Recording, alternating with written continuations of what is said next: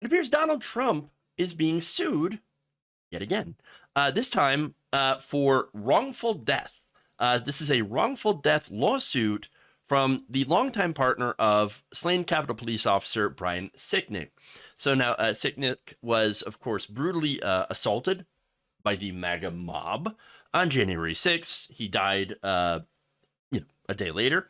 The lawsuit accuses Trump and his allies of spreading the disinformation that led to the mob descending in the Capitol, which then, of course, led to Sicknick being injured.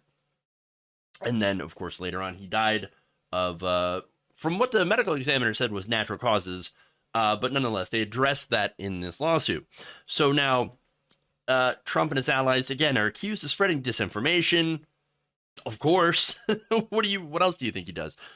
Inflammatory rhetoric, once again, that helped spark the riot on January 6th. Now, this is Sandra Garza, who is lead plaintiff here, and she alleges that rhetoric and that disinformation had led to the death of Sicknick. Now, Capitol Police released a statement saying that the medical examiner's finding, as I had mentioned before, Sicknick dying of natural causes, did not change the fact that Officer Sicknick died in the line of duty, courageously defending Congress and the Capitol. So that fact alone, again, I'm not a lawyer. I would guess that since was ruled natural causes and not homicide, I don't know. I don't know how much of a case she has. Now, Garza is also suing Julian Katter and George Tenyos, who were sentenced on Friday in federal court for their roles in assaulting Sicknick. Although it is beyond question defendant Trump lost the 2020 presidential election, he still remains unwilling to accept defeat. He lied to his followers by, among other things, telling him that the certification of Joe Biden's election was a coup and that their country was being stolen from them, the lawsuit states. She also added that the lawsuit adds, he filed dozens of frivolous lawsuits, all of which substantively failed, and he tried to intimidate state officials, none of whom came to pressure. Out of options and out of time, defendant Trump finally called his supporters to Washington, D.C. on the day that Congress met to certify President-elect Biden's win, telling them to, quote-unquote, stop the steal, and that the day will be wild. Tens of thousands of his supporters came to the district in response, including defendants Katter and Tenyos. Some, including defenders Katter and Tenyos, planned violence at the U.S. Capitol in advance. Some were stirred to violence by defendant Trump's words on that day.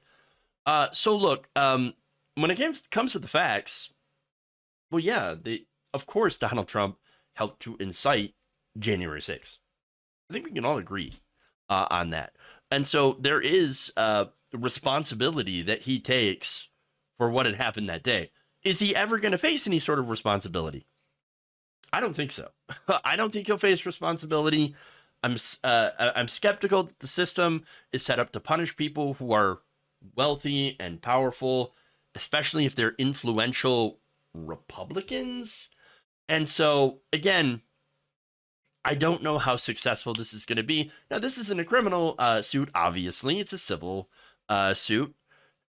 Nonetheless, I still wonder if this will be successful in getting anything out of him. Even maybe a settlement. But again, I don't really know.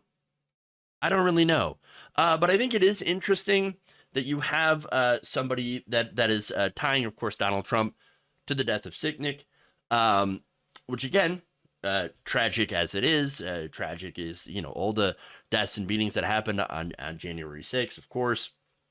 But tying him directly to it, interesting.